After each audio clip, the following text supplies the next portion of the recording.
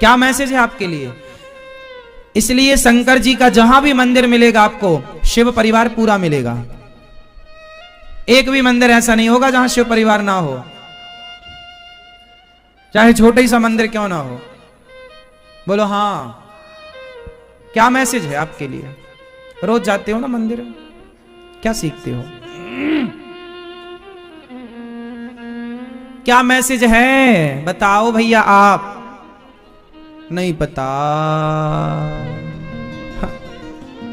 मैया बताओ, हमारी प्यारी मैया। नहीं, ये भैया बताएंगे चश्मा वाले पीछे। नहीं, गुस्सा है आप हमसे क्या? नहीं, बताओ मेरी माँ, बता से है? हाँ, शंकर जी का मैसेज है कि परिवार के साथ ही उठो बैठो ज्यादा। परिवार के संग ही बैठे शंकर जी। परिवार को लेकर चलो, और परिवार को लेकर कौन चल सकता है? जिसका दिमाग गर्म होगा वो, या जिसका दिमाग ठंडा होगा वो? हाँ, तो जिसके दिमाग ठंडा होगा वही तो परिवार के साथ बैठेगा, दिमाग गर्म होगा तो पड़ोसन के संग बैठेगा। हाँ? दिमाग गर्म होगा तो आदमी अपनी पत्नी के संग कहां बैठता है? पड़ोसन के संग जाके बैठता है। कुछ लोग होते ही हैं पत्नी के पास नहीं बैठते ज्यादा, पड़ोसन। जेठालाल बबीता को ज्यादा देखता है, दया को कम।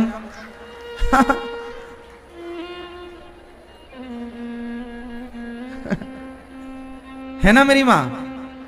तो जेठालाल का दिमाग गरम है, इसलिए पड़ोसन को ज्यादा देखता है। और राम जी का दिमाग ठंडा है, इसलिए राम जी केवल सीता मैया को देखते हैं। शंकर जी का दिमाग ठंडा है तो केवल पार्वती मैया को देखते हैं। अब परिवार के साथ बैठे, हम अपने परिवार के साथ बैठे, आप अपने परिवार के साथ बैठो, अपनों में ही बैठो, सब जगह ना बैठो। वहां बैठो जहां बैठने योग्य है। देखो,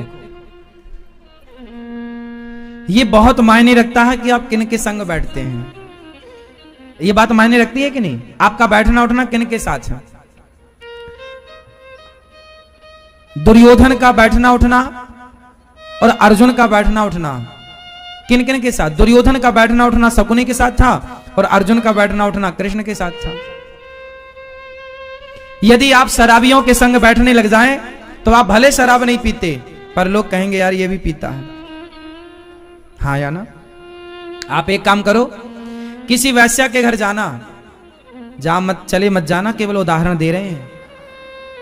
आप किसी वैश्या के घर जाओ और केवल उससे राखी बंधवा करके उसके घर से निकलते हुए बाहर आओ, और वैश्या के घर से आपको निकलते हुए जो लोग देखेंगे, भले आपने राखी बंधवाई हो, लेकिन लोग क्या कहेंगे? तुम्हें वैश्यागामी है ये आदमी। हाँ या ना? आप भले राखी बंधवा के आए हैं, आप सबको दिखाओ कि मैं राखी बंधवा के आया हूं, लोग नहीं मानेंगे। लोग ये देखते हैं कि आपका बैठना उठना किनके। यदि वैश्या के संग बैठना उठना है तो वैश्यागामी कहलाओगे, शराबियों के संग बैठना उठना है शराबी कहलाओगे, और भक्तों के संग बैठना उठना है तो भक्त कहलाओगे।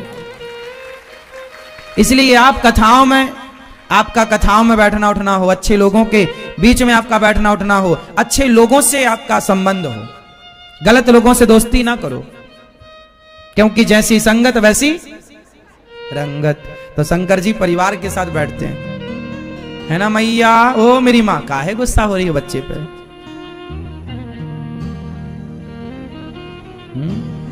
किस पे, किसके संग बैठना है? अच्छा, शंकर जी एक बहुत कुछ सिखाते हैं। शंकर जी का वाहन क्या है? नंदी। और नंदी किसका प्रतीक है? बैल। बैल किसका प्रतीक है? ये भैया बताएंगे। नंदी किसका प्रतीक है?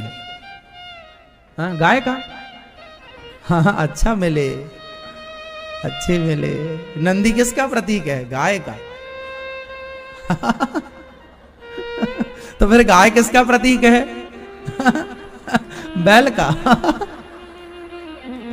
बहुत अच्छा।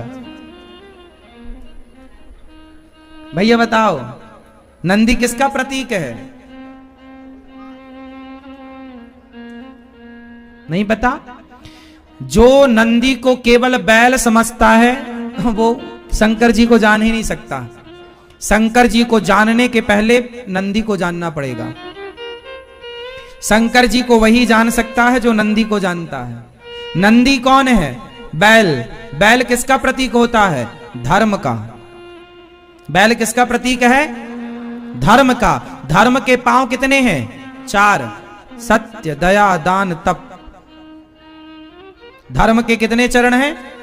4। सत्य, दया, दान और तप।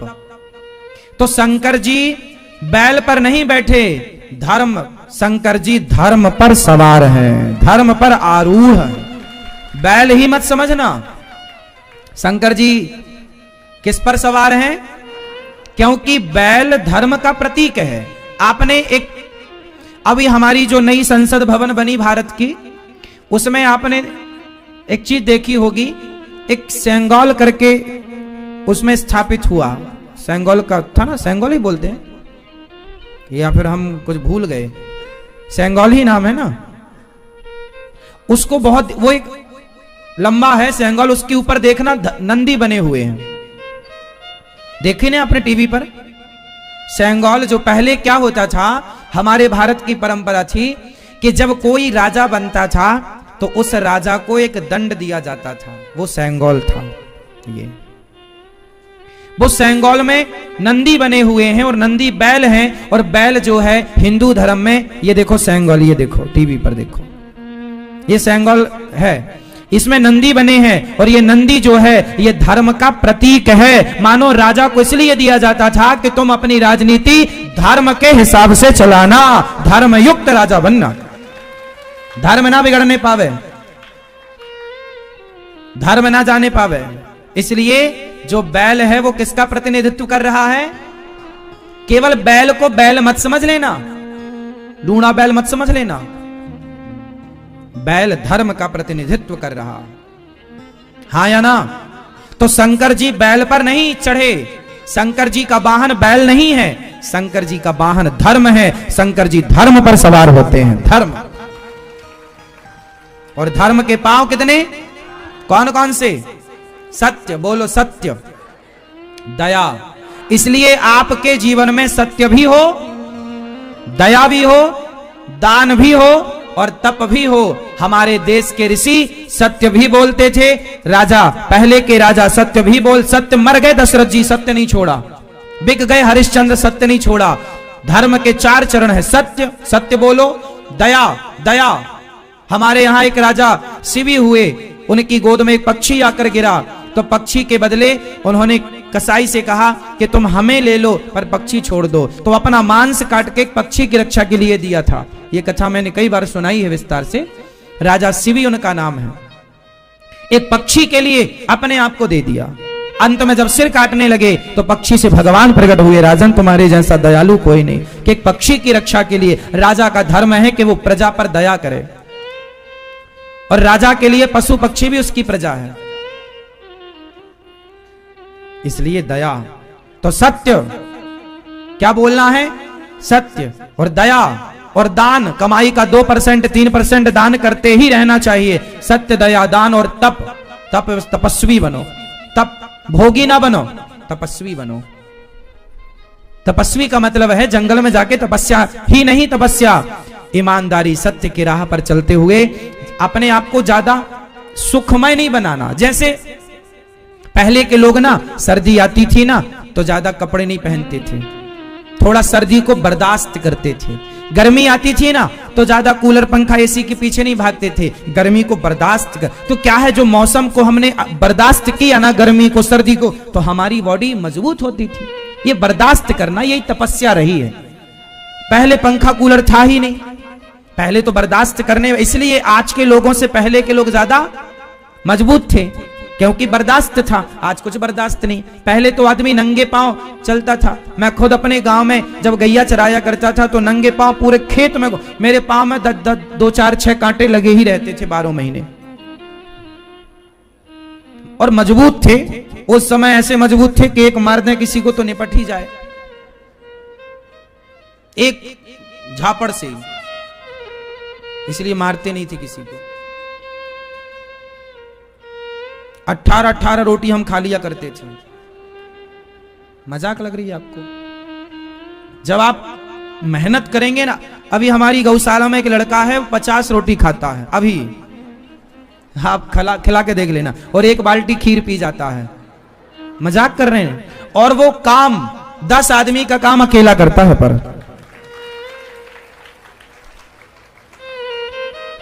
50 रोटी और आधी बाल्टी साग, साग अलग, दाल अलग और चावल अलग, और 50 रोटी, इतनी सारी रोटी अकेला आदमी खाता है।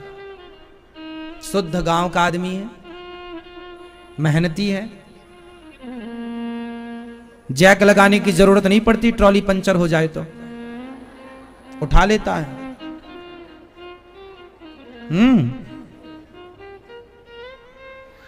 आप लोग कमजोर हैं साहब, आप मानते हैं इस बात को?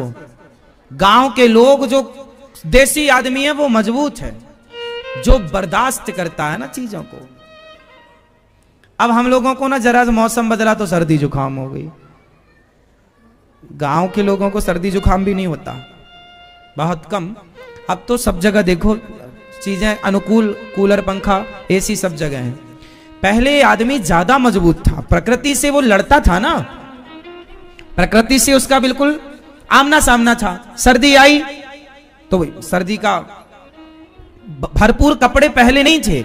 आपको आश्चर्य लगेगा, आज हम लोग तो सर्दियों में देखो हीटर भी जला लेते हैं और स्वेटर भी खूब पहन लेते हैं। पहले के जमाने में इतनी सुविधा नहीं थी, कपड़े इतने नहीं थे, हाँ या ना? तो बॉडी उस चीज को एक्सेप्ट करती थी और वो उसके अनुकूल होती थी। गर्मी भी बर्दाश्त करते थे। तो हम लोग पहले गांव में नंगे पांव खूब खेतों में दौड़ते थे, गैया दिन भर चराते, काम दिन भर करते थे। इतना काम कि 18 रोटी क्या 20 भी खा जाएं तो मजबूत थे। आजकल के बच्चे कमजोर हैं, आंखें कमजोर, जरा जरा सी बीमारियां आई तो परेशानी ज्यादा है। पहले के लोग स्ट्रांग थे। तो कुल मिलाकर कहना है कि शंकर जी धर्म पर चढ़े हैं और धर्म के 4 चरण हैं, सत्य, दया, दान और तप। तपस्वी बनो। तपस्वी का मतलब क्या है? प्रकृति से कनेक्ट रहो, जुड़े रहो, सुख सुविधाओं की ओर ज्यादा ना भागो, क्योंकि जो सुख सुविधाओं की, आप ये बताओ पहले की स्त्रियां ज्यादा सुखी थी, ज्यादा स्वस्थ थी, या आज की स्त्रियां ज्यादा स्वस्थ हैं? उत्तर दो, उत्तर तुम्हें मिल जाएगा। पहले की स्त्रियां ज्यादा स्वस्थ थी या आज की स्त्रियां ज्यादा स्वस्थ हैं? पहले की स्त्रियां 10-10 बच्चे पैदा करके भी आपसे ज्यादा स्वस्थ थी, हाँ या ना? उनका गेहूं पीसना, मूसल, धान को चावल निकालना, उसका छिलका हटाना, कुएं से पानी भरना, मतलब पूरा शारीरिक श्रम होता था। तो पूरा शारीरिक एक्टिविटी होने से वो स्वस्थ रहा करती थी।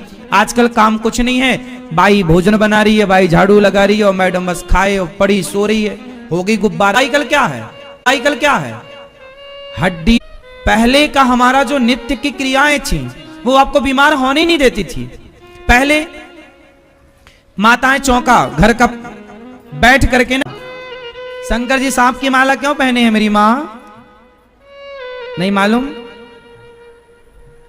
अच्छा, ये दादाजी बताएंगे, काली मूंछों वाले। नहीं, कभी पूछा नहीं आपने शंकर जी से? शंकर जी सर्पों की माला इसलिए पहनते हैं क्योंकि सांप है मृत्यु, काल, कालव्याल मुखग्रास त्रास निर्णास हेतवे। सांप काल का प्रतीक है। जैसे धर्म का प्रतीक नंदी है, ऐसे काल का प्रतीक कौन है? सांप किसका प्रतीक है? मृत्यु का। भाई सांप दिख जाए मतलब मृत्यु ही मानो, यदि दूर रहो तो ठीक है, वरना डस लेगा तो मृत्यु है। तो सांप मतलब काल, काल मतलब मृत्यु। तो शंकर जी ने काल को गले में लटका रखा है, मानो शंकर जी ने कहा है कि अपनी मौत को सदा याद रखना चाहिए कि तुम्हें मरना है। जो अपनी मृत्यु को सदा याद रखेगा वो कभी पाप नहीं करेगा। पाप वो करते हैं जो अपनी मृत्यु को। अच्छा एक बात बताओ, यदि आपको पता लग जाए कि आप 1 घंटे बाद मर जाएंगे, तो फिर आप उस 1 घंटे में क्या क्या करेंगे? झगड़ा करोगे अपनी पत्नी और पति से? मैया करोगे झगड़ा? एक शराबी डॉक्टर के पास आ, देखो मौत का कितना बड़ा खौफ है, मृत्यु का कितना बड़ा। आप किसी से कह दीजिए कि तुम मर जाओगे 2 दिन बाद, तो वो 2 दिन में सारी जिंदगी में जितना बढ़िया ना हो पाया वो 2 दिन में बढ़िया हो जाएगा। हाँ या ना? एक डॉक्टर के पास एक शराबी चला गया, डॉक्टर साहब देखो जरा हम बीमार क्यों हैं। नशे में गया।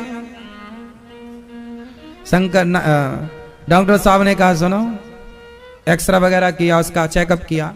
डॉक्टर ने बताया कि तुम्हारा पेट में किडनी गुर्दा लीवर सब खत्म हो चुका है, तुम 5 दिन के अंदर मर जाओगे। और जैसे ही डॉक्टर ने कहा उसकी शराब उतर गई। डॉक्टर ने ठीक बोल दिया कि भाई कुछ नहीं बचा अंदर, तुम्हारा चेकअप सब कर लिया, 5 दिन में तुम मरने वाले हो, ज्यादा से ज्यादा 5 दिन बल्कि 4 दिन। अब तो शराबी की शराब उतर गई। अब उसे को समझ ही ना आए मैं क्या करूं, अब तो उसको 5 दिन बाद मर जाऊंगा मैं। वो शराबी अपने घर गया, रोज पी कर जाता था, आज बच्चों को लड्डू लेकर गया, पत्नी के लिए साड़ी लेकर गया, पत्नी के पास बैठा। उसने पत्नी को नहीं बताया, किसी को नहीं बताया कि मैं 5 दिन बाद मर जाऊंगा। पर आज उसने अपनी पत्नी से ना, जो शादी से आज तक उसने कोई बढ़िया व्यवहार नहीं किया, आज उसका व्यवहार पत्नी के लिए बहुत अच्छा था।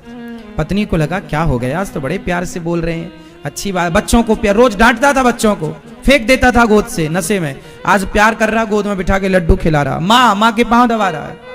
रोज बूढ़ी अम्मा के बाल चोटी पकड़ के घुमा देता था, आज वो पांव दबा रहा। पत्नी के साथ अच्छा, बच्चों के साथ अच्छा, लेकिन गुमसुम है, कुछ नहीं बोल रहा है, चुप न खा रहा है भरपेट। पत्नी बोली खा लो, नहीं, भूख ही नहीं लग रही उससे। अब उसने कुछ खाया नहीं, थोड़ा बहुत पत्नी ने कहा तो पत्नी की खुशी के लिए थोड़ा खाया, पानी पिया। 1 दिन गुजरा, कहीं नहीं, आज वो घर से निकले ही नहीं, पूरा समय पत्नी को, पूरा समय बच्चों को, पूरा समय मां को, कहीं नहीं निकला। तीसरा दिन, आज 5वां दिन। अब वो सोच रहा अब तो मैं गया, अब गया, लेकिन 5वां दिन हो गया, वो मरा ही नहीं। 6वां दिन हुआ, उसको लगा शायद आज, 6वां दिन भी हुआ, वो नहीं मरा। 7 दिन हो गए, 8वें दिन दौड़ के डॉक्टर के पास, डॉक्टर साहब मैं मरा नहीं, आपने बोला था। डॉक्टर साहब ने बोला अरे तुम्हें मरना है क्या? नहीं मुझे नहीं मरना। डॉक्टर साहब बोले चिंता मत करो, तुम मरने वाले नहीं हो, तुम बिल्कुल नहीं मरोगे, अभी तुम्हारा किडनी विडनी सब ठीक है। अरे तो आपने हमें डरा क्यों दिया? पागल, डराया ना होता तो इंसान बनता। सारी जिंदगी में तेरी पत्नी ने, परिवार ने, सबने समझाया तो इंसान बन पाया, लेकिन मौत के भय से 5 दिन में इंसान बन गया। इसलिए किसका भय जरूरी है? मृत्यु का। इसलिए शंकर जी अपनी मौत को गले में लटका के चलते हैं। ए दुनिया वालों देख लो, काल मृत्यु है, और 2 बातन को भूल मत, जो चाहे कल्याण, नारायण एक मौत को, दूजे श्री भगवान। अपनी मृत्यु को और अपने भगवान को सदा याद रखना चाहिए। जो मौत को याद रखता है वो गुनाह नहीं करता, जो भूल गए अपनी मृत्यु को वो गलत कर रहे हैं। आप अपने से बताइए ना, आपको पता चल जाए कि आप 1 घंटे बाद मर जाएंगे तो क्या आप कोई गलत काम करेंगे? फिर गलत काम तो तब होते हैं जब आदमी ये मान लेता है कि मैं तो मरूंगा ही नहीं। इसलिए शंकर जी गले में क्या लटकाए हैं? हाँ, शंकर जी का प्रत्येक चीज सीखने योग्य है। मैया जा रही हो मेरी